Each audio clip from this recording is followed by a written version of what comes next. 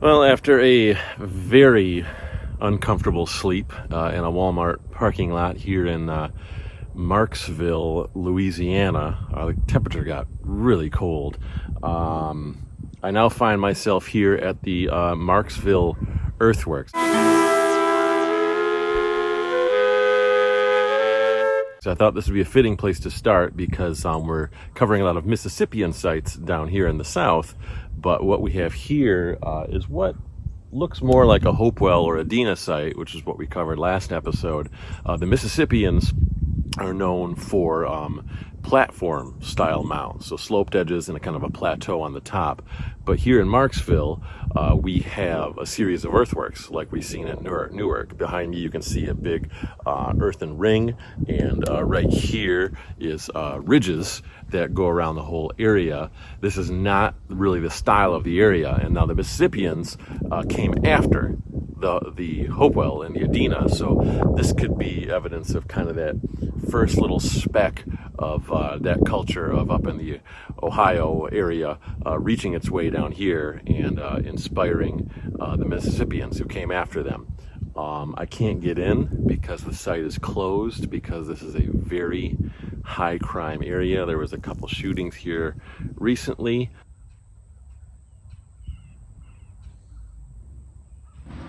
Yeah, so Marksville here is its own thing, a place built by who they call the Marksville people. They practiced distinctly similar traditions and styles to the Hopewell, from their mounds to pottery, and that similarity connects this place and its people to the ideas and practices coming out of Ohio, the center of Hopewell influence, and less to the Chifunkte culture, a name I'm probably mispronouncing, who are a non-mound building peoples who lived in this exact area immediately before the Marksville people. Oh, and I've got a fun fact about the Chifunkte.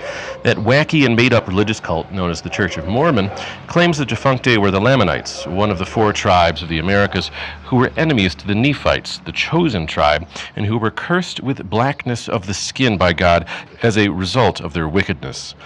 It's right there in our immediate American history where a popular religion justifies racism, explicitly instructing its followers that people are dark-skinned because God made their skin that way so as to mark them as his and our enemy. This is why Utah is one of the most racist places in the world, folks. Their state's majority religion explicitly says that having dark skin is a curse from God for wickedness. Anyway, it is interesting that the Chifunkte did not build mounds because they came before the mound-building Marksville culture, and they came after the mound-building Poverty Point culture. Those Poverty Point people were an absolute anomaly. They built a massive mound city that is far older than pretty much the majority of mound sites in the country. So what you've got here is a non-mound building society right in the middle of 2 major and unique mound building societies. So it all goes to show just how rich and complex the history of the state of Louisiana is. You've got Hopewellian sites with earthworks like Marksville here, and you've got older, more mysterious stuff like Poverty Point and its massive bird mound, while you've got younger Caddoan and Mississippian sites like Belcher and Jordan, who connect a timeline and ancestry to the still surviving Natchez, who were the mound-building tribes the Spanish conquistadors encountered on their first expeditions to North America. And you've got even older and crazier stuff that outdates the pyramids and Stonehenge alike, with a privately owned and completely inadmissible to the public mound site of Watson Brake. There's a ton of really ancient history in Louisiana, and I cover almost none of it in this episode. Maybe I'll go back someday and give it a proper examination. Anyway, Marksville here is typical of Hopewellian sites. It was not inhabited. It was not a permanent settlement. It was a ceremonial center used for public gatherings. Why do we know this? Because there is no archaeological evidence of houses, and furthermore, because there is archaeological evidence of cleaning and upkeep, as in barely any artifacts have been discovered in the site itself. But a lot have been found outside of the site. I'm a carny, so I always draw comparisons of these places to fairs. Just like after a carnival, we have people come in and clean the place, getting rid of all trash and repairing any damage so that it is ready and clean for the next time someone wants to use it. These folks did the same thing. After a ceremony, they spot cleaned the site and left it ready for the next time it would need to be used.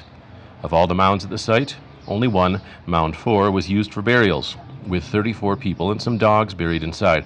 Hopewell mound burials were reserved for people of high importance and status, and many fine goods, such as pottery, were buried with these people.